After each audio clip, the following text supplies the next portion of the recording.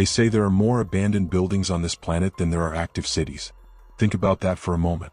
Millions upon millions of structures, once vibrant with life, now stand silent, decaying testaments to forgotten dreams and vanished futures. Each empty window pane, a vacant eye staring out at nothing. Each creaking floorboard, a phantom whisper of footsteps long gone. What secrets do these forgotten spaces truly hold? What echoes linger in the dust and the shadows, waiting for an unwitting ear to listen? It's a question that has always gnawed at me, a persistent itch in the back of my mind, driving me towards the places others avoid. There's an undeniable allure to these mausoleums of memory, a gravitational pull towards the quiet decay, a morbid curiosity to peel back the layers of dust and time and discover the stories etched into their very foundations. I've spent years drawn to the forgotten, to the places where time has stopped, where the very air hangs heavy with the weight of untold narratives. Every rusted gate, every crumbling wall, every cobweb-draped corridor beckons, promising a glimpse into a past that refuses to truly die. It's not just about the thrill of discovery, it's about feeling the pulse of history, the lingering energy of lives once lived. And sometimes, if you listen closely enough, you can almost hear them. The whispers, the sighs, the faint, phantom footsteps echoing in the silence. It's a pursuit that often treads the line between fascination and obsession, a journey into the heart of stillness where the line between reality and something far more insidious can blur with terrifying ease. These places aren't just empty, they are imbued with something, a residual imprint of human experience, a psychic residue that can feel almost palpable. And sometimes that residue isn't just a memory, it's a presence. A hungry, waiting presence. My fascination began innocently enough, a youthful curiosity ignited by urban legends and whispered tales of haunted locales. But as I delved deeper, as I stepped across thresholds where no living soul had trod in decades, the innocent curiosity transformed into something more profound, more consuming. The silence in these places isn't an absence of sound, it's a deafening presence, a heavy blanket that smothers all else. It's the kind of silence that makes your own heartbeat sound like a drum, the kind that amplifies every subtle creak, every distant rustle, until your nerves are stretched taut, humming with an almost unbearable tension. And in that silence your mind starts to play tricks. Shadows lengthen and writhe, mundane objects take on sinister forms, and the very air seems to thicken, pressing down on you with an invisible weight. The stories I've collected aren't just anecdotes. They are fragments of experiences, echoes of fear and confusion, chilling reminders that some places refuse to be forgotten, clinging to their past with a tenacity that defies logic. Each creak of a floorboard, each gust of wind through a broken window, each inexplicable drop in temperature serves as a visceral reminder that we are not alone in these hushed halls. It's a dance with the unknown, a perilous exploration of boundaries that most people wisely leave undisturbed. The thrill of discovery is intoxicating, but it's always laced with a deep-seated apprehension, a primal awareness of the dangers that lurk just beyond the periphery of our understanding. The forgotten spaces aren't merely remnants of human endeavor. They are conduits, thin places where the veil between what we know and what we fear becomes impossibly thin, allowing glimpses, sometimes even intrusions, from elsewhere. The allure, for me, lies not just in the historical intrigue of abandoned buildings, but in the potent, almost tangible atmosphere they exude. It's a cocktail of forgotten time, stagnant air, and an indescribable sense of melancholy that can quickly curdle into something far more unsettling. There's a certain profound isolation in these places. The world outside continues its frantic pace, but within these crumbling walls, time itself seems to have stalled, caught in a perpetual twilight. Every decaying fresco, every splintered chair, every forgotten toy scattered on the floor tells a silent story of lives abruptly interrupted, of dreams that turn to dust. But beneath the surface of this historical quietude lies a deeper, more primal fear. It's the fear of the unknown, amplified by the pervasive darkness and the deceptive silence. We step into these spaces, often alone or with a small, hushed team, and immediately our senses are on high alert. The air is often heavy with the scent of mildew and damp earth, a cloying, earthy odor that seems to cling to your clothes and invade your lungs. The cold seeps into your bones, even on a warm day, a chilling presence that seems to emanate from the very stone and mortar. And then there are the sounds, or rather, the lack of sounds, punctuated by anomalies that prickle the hairs on your neck. A distant drip, drip, drip of water echoing through empty corridors. The sudden scuttling of something unseen in the shadows. The faint, almost imperceptible creak of a floorboard above, when you know for certain that no one else is there. These aren't just physical dangers, though broken glass, collapsing floors, and unseen hazards are always a concern. The true terror in these abandoned places is far more insidious, a psychological gauntlet that slowly erodes your sense of security and your grip on reality. You begin to question every shadow, every subtle shift in the air pressure, every inexplicable chill that races down your spine. Your own mind, in its desperate attempt to make sense of the nonsensical, starts to conjure images, sounds, and sensations that aren't there, or are they? That's the core of the psychological horror, the agonizing doubt. Is that shadow truly moving, or is it just your eyes playing tricks in the dim light? Did you really hear a whisper, or was it just the wind? And what if it wasn't the wind? This constant uncertainty gnaws at you, slowly eroding your composure, planting seeds of paranoia that blossom into a terrifying understanding that you might not be alone, even when all logical evidence suggests otherwise.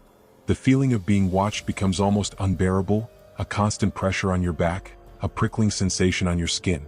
You find yourself turning suddenly, expecting to see something, anything, in the periphery of your vision, only to be met by the unchanging darkness. It's a profound violation of personal space, an invasion of your mind by an unseen presence that seems to revel in your growing discomfort. And the longer you stay, the deeper you delve, the more pervasive this feeling becomes, until it feels less like a presence and more like a suffocation, a heavy cloak draped over your very soul. This isn't about jump scares or monstrous figures. It's about the slow, agonizing realization that something is fundamentally wrong with these places, something that defies explanation and preys on the deepest corners of your mind. It's the terror of the unknown, given form by the very atmosphere of decay. One of the most unnerving experiences I've ever had unfolded within the decaying grandeur of Blackwood Manor, a sprawling Victorian estate nestled deep within a forgotten forest. Legends whispered of a tragic fire, a family consumed by flames, and a darkness that had festered within its walls ever since. The estate had been abandoned for nearly a century, its opulent furnishings reduced to tattered remnants, its once vibrant gardens now a tangled wilderness of thorny overgrowth. We arrived just as dusk bled into night, the setting sun painting the skeletal trees in hues of bruised purple and angry red. The air grew immediately colder as we stepped under the crumbling archway that marked the entrance to the property, carrying with it the distinct scent of damp earth and something else.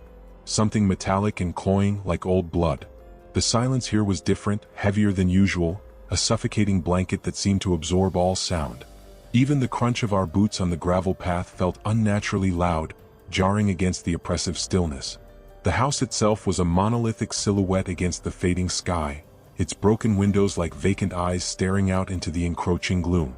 The main door, surprisingly, was ajar, as if inviting us into its decaying embrace. A thick, almost visible layer of dust coated every surface inside, shimmering faintly in the beam of our flashlights. The air was thick with the scent of rot and decay, a smell so pervasive it felt as though it were coating the inside of my throat. As we moved deeper into the manor, the initial excitement of exploration began to curdle into a creeping unease. The grand staircase, once a centerpiece of elegance, now groaned under our weight, each step a protest against our intrusion. In the main hall, a grandfather clock, long dead, stood sentinel, its pendulum frozen in time. But as I passed it, I distinctly heard a faint tick-tock. It was so subtle, so brief, that I instantly dismissed it as my mind playing tricks, a phantom echo of a forgotten mechanism. Yet the sound lingered, a nagging doubt in the back of my thoughts. We ventured into what appeared to be the library, its shelves still lined with countless volumes, their leather bindings cracked and brittle with age. The silence here was particularly profound, broken only by the distant, rhythmic drip of water from somewhere deep within the house. But then it began. A faint, almost imperceptible rustle, like dry leaves skittering across the floorboards. I paused, my flashlight beam sweeping across the room, illuminating nothing but dust motes dancing in the air. "Did you hear that?" I whispered to my companion Mark. He shook his head, his face a pale mask in the dim light. "Just the wind, probably," he mumbled, though his eyes darted nervously around the vast room. But there was no wind. The air was perfectly still, stagnant and heavy. As we continued, a feeling of being watched intensified, a cold prickle at the back of my neck. In what we assumed was the master bedroom, the air was notably colder, the kind of cold that isn't just physical but seems to seep into your very spirit. A large, four-poster bed stood in the center of the room, its canopy draped in tattered velvet. On the bedside table, a child's porcelain doll lay face down, its one visible glass eye staring blankly at the wall. As I shone my light on it, a faint, almost imperceptible whisper seemed to emanate from the corner of the room, a sound like dry leaves rustling or perhaps a child's breath. My hand tightened around my flashlight. Mark, beside me, let out a short, sharp gasp. "Did you see that?" he choked out, his voice barely audible. "See what?" I demanded, my heart hammering against my ribs. The doll, it almost looked like it blinked. I dismissed it, of course. Pareidolia, the mind's tendency to find patterns in random stimuli. But the image of that doll, its single glass eye, remained burned into my mind. As we retreated from the room, the whispered sound seemed to follow us, a faint, sibilant hiss that seemed to snake through the dust-filled air. It was barely audible, but it was there, an undeniable presence that clung to us like a shroud. The silence in the manor, once merely oppressive, now felt predatory. We were no longer simply exploring. We were being observed, toyed with by something unseen, something that seemed to revel in our growing discomfort. The whispers, the feeling of unseen eyes, the inexplicable cold, it all coalesced into a profound sense of dread, a chilling realization that we were not alone, and whatever was there was not benign. The events within Blackwood Manor began to escalate in ways that defied all rational explanation, pushing the boundaries of what I believed possible and slowly, irrevocably, chipping away at my sanity. After the incident with the doll, a palpable tension settled over us, a thick, suffocating dread that made every shadow seem to writhe and every distant sound feel like an approaching threat. We moved through the decaying halls with heightened senses, our flashlights cutting desperate swathes through the oppressive darkness, each beam of light feeling utterly insignificant against the overwhelming gloom. The whispers, which had initially been faint and fleeting, grew more distinct, though never clear enough to discern actual words. They were like a constant, insidious murmur, a disembodied chorus of dry, rustling sounds that seemed to emanate from the very fabric of the house itself. Sometimes, it sounded like a frantic scratching coming from behind the walls, as if something desperately tried to claw its way out. Other times, it was a low, guttural sigh that seemed to echo from the floorboards beneath our feet. In what seemed to be the dining room, a long mahogany table stood covered in a thick blanket of dust, the ghostly imprints of forgotten place settings still visible beneath the grime. As we approached, a single antique teacup, sitting precariously on the edge of the table, slowly, deliberately, slid off and shattered on the floor. It wasn't a bump or a tremor, or anything that could be attributed to an old house settling. It was a smooth, controlled movement, as if an invisible hand had nudged it. The sound of the porcelain shattering echoed through the vast, empty room, a jarring rupture in the suffocating silence.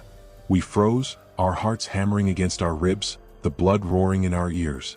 My breath hitched in my throat, a cold sweat breaking out on my forehead.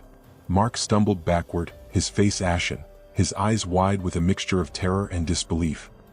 What was that?" he stammered, his voice thin and reedy. I had no answer.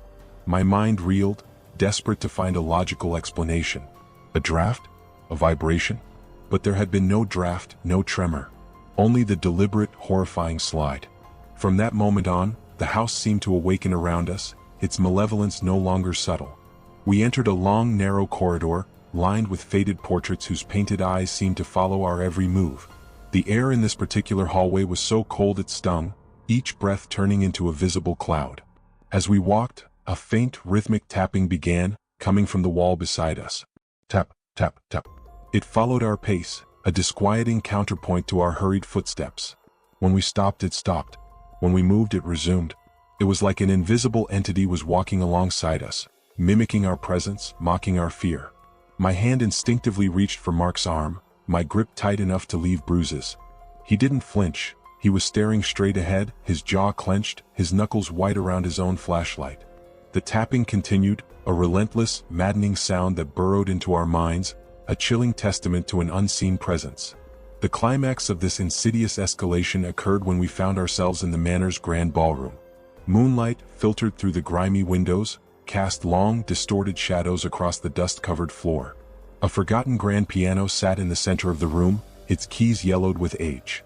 As we stepped onto the creaking floorboards, a single discordant note suddenly chimed from the piano. It was a sharp, jarring sound, a lone, mournful cry that reverberated through the vast space. We spun around, our light sweeping across the room, but the piano stood still, untouched. Then, as we watched in stunned silence, the keys began to depress, one by one, slowly, deliberately, playing a fragmented, almost childlike melody. It was a nursery rhyme, distorted and broken, each note elongated and mournful, as if played by a spectral hand. The melody was innocent in its origin, but twisted into something profoundly sinister by the context, a mocking, childish tune that seemed to emanate from the very heart of the manor's darkness. It was a performance, a deliberate act designed to shatter our remaining composure, to confirm our deepest fears. We weren't just exploring an abandoned house, we were trapped in a malevolent performance, observed and tormented by an unseen entity that reveled in our terror, meticulously dismantling our sanity, one chilling, inexplicable event at a time. The air grew heavy, thick with a palpable sense of malicious amusement, as if the very walls were laughing at our growing despair. The whispers intensified, swirling around us, no longer just rustles, but a cacophony of sibilant sounds, a chorus of unseen voices celebrating our descent into madness. The discordant, spectral melody from the grand piano in Blackwood Manor was the precipice, the point beyond which sanity began its rapid, irreversible unraveling. The twisted nursery rhyme, played by unseen hands, burrowed into my mind, each mournful note a splinter of ice in my consciousness. It wasn't a loud sound, not a jump scare, but rather a subtle, creeping horror that worked its way under my skin, chilling me to the core. The sheer, deliberate impossibility of it was what truly broke something inside me. There was no mechanism, no logical explanation for a piano to play itself in such a desolate, untouched place. It was a direct, undeniable defiance of natural law, a brazen display of an unnatural power that reveled in our growing fear. We stood frozen, our flashlights trembling in our hands, casting erratic beams that danced across the dusty ballroom, illuminating nothing but the silent, decaying instrument. The melody continued its ghostly performance, a haunting lullaby from the abyss, each note a further confirmation that we were no longer just trespassers, but unwitting participants in something far more sinister. My breath hitched in my throat, a choked gasp escaping my lips. Mark, beside me, let out a low, guttural moan, a sound of utter despair. His eyes, wide and unfocused, stared fixedly at the piano, as if he expected a phantom figure to materialize at the keyboard. The air in the ballroom grew impossibly heavy, thick with a palpable malevolence that seemed to press down on us, stealing the very oxygen from our lungs. The whispers, which had been a constant, insidious murmur, now crescendoed into a sibilant roar, 1,000 dry voices rustling and hissing around us, surrounding us, suffocating us. It wasn't just noise, it was an intelligent cacophony, a swirling vortex of unseen entities closing in. I could feel the pressure on my eardrums, a painful throb that mirrored the frantic beating of my heart. The temperature plummeted further, an arctic chill that seemed to emanate from the very walls, freezing the marrow in our bones. My teeth began to chatter uncontrollably, a physical manifestation of the terror that had seized me. Then the shadows began to move. Not just the dancing shadows cast by our trembling flashlights, but independent, writhing masses of darkness that seemed to detach themselves from the corners of the room, elongating, twisting, reaching. They moved with an unnatural fluidity, like smoke given malevolent intent, slowly coalescing into indistinct, humanoid forms at the periphery of our vision. They never fully solidified, never quite became clear, but their presence was undeniable, a chilling confirmation of the unseen eyes that had been watching us from the moment we stepped into the manor. I squeezed my eyes shut for a fleeting second, desperate to banish the horrifying images, to convince myself it was all a delusion, a trick of a sleep-deprived mind. But when I opened them again, the shadows were still there, shifting, encroaching, their unseen forms swirling in a silent, predatory dance. A cold, skeletal touch brushed against my cheek, sending a jolt of pure terror through my body. I cried out, a raw, primal scream that was immediately swallowed by the suffocating silence and the rising crescendo of whispers. Mark, his face contorted in a silent scream, suddenly dropped his flashlight. It clattered to the floor, its beams spinning wildly, creating a dizzying, disorienting kaleidoscope of light and shadow. In that fractured illumination, I caught a glimpse of something beyond the shifting darkness. A pair of eyes, burning with an incandescent, malevolent red, flickered into existence in the deepest shadow near the far wall. They weren't attached to a discernible body, just two pinpricks of infernal light, staring directly at us, at me, with an intelligence that was both ancient and utterly hostile. They were the eyes of something old, something patient, something that had been waiting, always waiting, for an unwitting soul to stumble into its domain. The piano's melody, once a chilling lullaby, now escalated into a frantic, dissonant nightmare, a discordant symphony of chaos that seemed to be playing directly inside my skull. The whispers were no longer just sounds, they were pressing against my ears, 1,000 unseen voices screaming gibberish, a chaotic torrent of pure, unadulterated madness. My mind, already frayed, began to unravel at an alarming pace. The air grew thick with a cloying, putrid odor like decaying flesh and something else. Something indescribably foul, a scent of pure corruption that invaded my senses, making me gag. The feeling of being watched became overwhelming, an oppressive weight that crushed me, stealing my breath. I could feel unseen hands tearing at my clothes, clawing at my skin, though there was nothing there but the empty air. My vision blurred, the room swaying around me, the shadows morphing into monstrous, leering faces. The red eyes expanded, filling my entire field of vision, burning into my very soul. I screamed again, a desperate, guttural sound, and stumbled backward, pulling Mark with me, frantic to escape the suffocating embrace of the malevolent presence. We didn't run, we fled. We scrambled through the crumbling manor, heedless of obstacles, driven by a primal, overwhelming need to escape the horrors that clawed at our minds and souls. The red eyes seemed to follow us, flickering in every shadow, pursuing us relentlessly. The spectral piano music echoed in the empty halls, a mocking soundtrack to our terror. The whispers became a howling gale, a chorus of damned souls screaming in unison.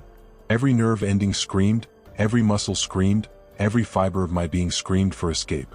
The boundaries of reality shattered, and all that remained was the raw, unadulterated terror, the chilling certainty that we had awakened something ancient and unspeakable, and it had tasted our fear. We burst from the manor, gasping for breath, our lungs burning, our minds reeling from the torrent of unexplainable horrors we had just endured. The cool night air hit our faces like a slap, but it offered no immediate relief from the suffocating dread that clung to us like a shroud. The world outside, the familiar world of rustling leaves and distant crickets, felt alien, detached, as if we had stepped through a veil and returned to a reality that no longer quite fit.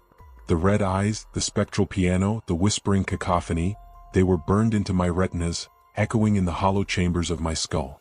Mark was in a similar state, his face stark white in the faint moonlight, his eyes still wide with a terror that seemed to have permanently etched itself onto his features.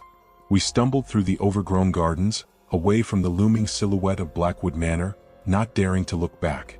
Every rustle in the undergrowth, every snap of a twig, sent a jolt of pure panic through us, convinced that the unseen presence from the manor had followed us, that it was still pursuing us, its malevolent gaze fixed upon our retreating forms.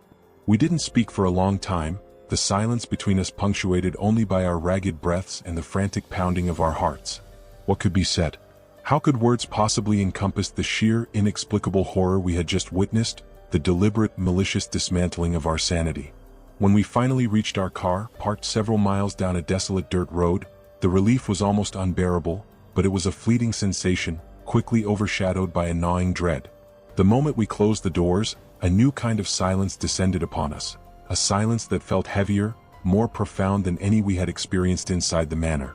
It was the silence of unspoken trauma, of a shared experience that had fundamentally altered us, leaving an indelible scar on our psyches.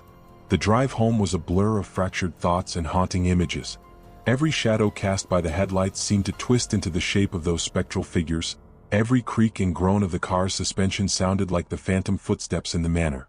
The scent of decay, the cloying smell of old blood, seemed to cling to my clothes, to my skin, a constant, nauseating reminder of where we had been. In the days and weeks that followed, the psychological impact of Blackwood Manor became agonizingly apparent. Sleep became an elusive, terrifying prospect.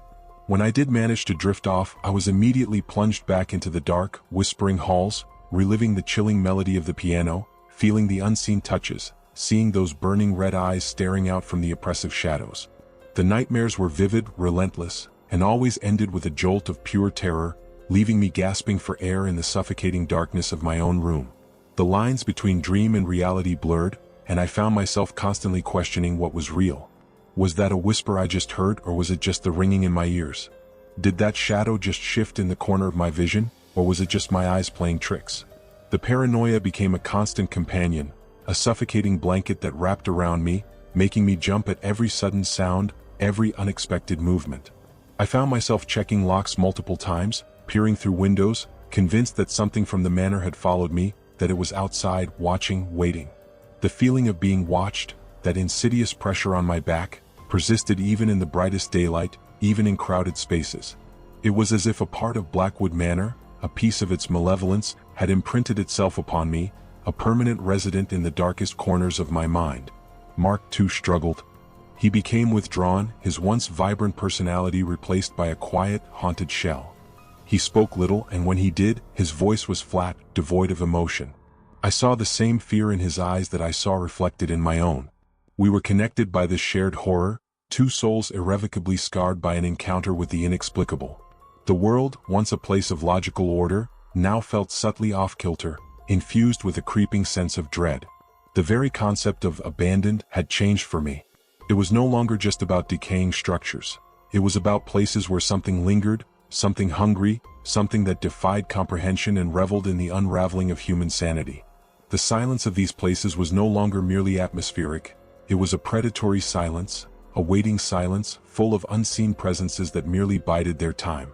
The physical dangers of exploring abandoned sites, once my primary concern, seemed trivial compared to the profound existential terror of facing something truly unknown, something that could reach into your mind and twist it, leaving you forever marked by its touch. Blackwood Manor wasn't just a place we visited. It was a place that visited us, a place that continues to haunt our waking hours and infest our deepest nightmares, a chilling testament to the fragile boundary between reality and the abyss. The chilling encounter at Blackwood Manor fundamentally reshaped my understanding of fear. It wasn't just about the sudden jolt of adrenaline or the classic jump scare. It was about the slow, agonizing erosion of sanity, the insidious creep of paranoia that transforms the familiar world into a landscape of dread. The silence of abandoned places, once an eerie but compelling element, now carries a far more sinister weight. It's no longer just the absence of sound. It's a pregnant silence, heavy with unspoken truths and unseen presences, a stillness that amplifies every internal tremor of fear. Even now, weeks after our terrifying escape, the lingering chill of that manor permeates my daily life. The scent of mildew and damp earth, the cloying metallic tang that seemed to cling to the air, still occasionally assaults my senses, even in the cleanest, brightest rooms. It's a phantom sensation, a psychological imprint that refuses to fade, a constant reminder of the pervasive horror we experienced. The nights are the worst. Sleep, when it comes, is a fitful, shallow affair, punctuated by vivid, terrifying dreams. I find myself back in the manor, wandering those dust-choked halls, the whispers swirling around me, the discordant piano melody echoing in the oppressive silence. The red eyes, those burning pinpricks of malevolence, are always there, watching from the deepest shadows, their gaze burning into my very soul. I wake in a cold sweat, my heart hammering against my ribs, convinced for a fleeting, terrifying moment that I am still there, trapped within those decaying walls. The paranoia has burrowed deep, infecting my perception of reality. Every creak of my own house, every distant siren, every rustle outside my window sends a jolt of anxiety through me. I find myself constantly checking the locks, peering through curtains, convinced that something is out there, something that followed us, something that knows where I am.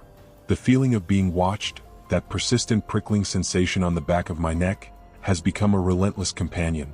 It's an invisible weight, a silent observer that seems to mock my attempts at normalcy, a constant reminder that I am no longer truly alone, even in the comfort of my own home. This experience, more than any other, cemented my conviction that some places are not merely abandoned, they are haunted. Not by conventional ghosts or spirits, but by something far more ancient, something profoundly alien, something that exists beyond our comprehension and operates on a different plane of existence. It preys on fear, on doubt, on the fragility of the human mind, gradually eroding one's grip on reality until the lines between what is real and what is imagined blur into an indistinguishable nightmare. The horror of Blackwood Manor wasn't in seeing a monster. It was in the unsettling realization that the monster was the very atmosphere, the very fabric of the place, something that could twist perception and infest thought. It was the terror of the unknown, manifested not as a physical threat, but as a psychological tormentor that systematically dismantled our composure. The memory of the doll, its single glass eye, the inexplicable movement, the whispers that seemed to coalesce into a frantic, sibilant chorus, these are the persistent echoes that reverberate in my mind, a chilling testament to the power of the unseen. And yet, despite the lingering dread, despite the sleepless nights and the gnawing paranoia, there remains a strange, almost morbid fascination with these forgotten spaces. The thrill of discovery, the pull of the unknown, is still a powerful force. It's a paradox perhaps. The same places that inflict such profound psychological scars also hold an undeniable allure, a dark magnetism that continues to beckon. Maybe it's the human desire to understand the incomprehensible, to confront our deepest fears, to push the boundaries of our own sanity. Or perhaps it's simply the echo of the unanswerable question that first drew me in. What secrets do these forgotten places truly hold? And are we brave enough, or perhaps foolish enough, to truly listen? The answer, I've found, is often far more terrifying than anything we could ever imagine. A chilling revelation that leaves you forever changed, forever marked by the indelible stain of the inexplicable. The experience at Blackwood Manor left me with a profound understanding that some doors, once opened, can never truly be closed, and some echoes, once heard, can never truly be silenced. The silence now holds a different meaning for me, a silence that is not empty, but pregnant with unseen presence, with the weight of unspeakable things waiting just beyond the threshold of our perception. The stories of abandoned places like Blackwood Manor are not just tales of decaying architecture and forgotten lives. They are raw, unfiltered glimpses into the hidden corners of our world, places where the veil between what we understand and what remains terrifyingly enigmatic becomes impossibly thin. These are the spaces where logic falters, where the very fabric of reality seems to fray, leaving behind echoes of something profound, something deeply disturbing, something that thrives on fear and uncertainty. The thrill of exploring these forgotten realms isn't just about the adrenaline rush of breaking rules or defying convention. It's about confronting the unknown, about pushing the boundaries of our own perception, and in doing so, perhaps, uncovering truths that most people are wise enough to leave undisturbed. Every creaking floorboard, every chilling gust of wind through a broken window, every inexplicable sound becomes a piece of a larger, terrifying puzzle, an invitation to step further into the shadows. What we experienced in Blackwood Manor, the subtle shifts, the whispers, the discordant piano, the burning red eyes, these weren't random occurrences. They felt deliberate, a calculated torment designed to break our resolve, to dismantle our sanity piece by agonizing piece. It was a confrontation with something ancient, something that had been waiting, always waiting, in the hushed halls of decay. The enduring allure of these places lies precisely in their unanswered questions, in the unsettling realization that some things defy scientific explanation, some horrors cannot be rationalized away. They are reminders that our understanding of the world is far more limited than we care to admit, that there are forces at play beyond our comprehension, forces that can leave an indelible mark on the human psyche. The scars left by Blackwood Manor are not just physical, they are etched deep into the fabric of our minds, a chilling testament to the power of the unseen. These are the kinds of stories that keep me coming back, the chilling experiences that fuel my expeditions into the forgotten. Each abandoned hospital, each derelict factory, each forgotten house holds a potential narrative, a silent testament to lives once lived and perhaps to something else that continues to linger. And it is in sharing these stories that we can collectively confront the darkness, to peer into the abyss from a safe distance, and to acknowledge the terrifying possibilities that lie just beyond the familiar. The human mind is a fragile thing, easily swayed by fear and uncertainty, and it is in these liminal spaces that its vulnerabilities are most cruelly exposed. We step into these places not just as explorers, but as unwitting vessels for whatever malevolent energies may reside within, carrying their echoes back into our own realities. So, I turn to you, those of you who have dared to listen to these tales from the shadows. Have you ever felt the inexplicable chill in an empty room? Have you ever heard whispers where there should be silence? Have you encountered something in your own explorations that defied all logic, that left you questioning the very nature of reality? Share your own chilling encounters in the comments below. Perhaps you have a story of a place, an abandoned site, a forgotten corner of the world that demands investigation, a locale where the veil between worlds feels impossibly thin. Let me know where the deepest shadows lie, where the most unsettling echoes can be heard. And if these journeys into the heart of fear resonate with you, if the chilling unknown calls to your own sense of morbid curiosity, then consider joining me on future expeditions. Subscribe to the channel, and together, we can continue to peel back the layers of dust and dread, to uncover the secrets that these forgotten spaces desperately cling to, and to confront the terrifying truths that linger in the shadows. The stories are out there waiting. All we have to do is listen. And sometimes, if you listen closely enough, they listen back.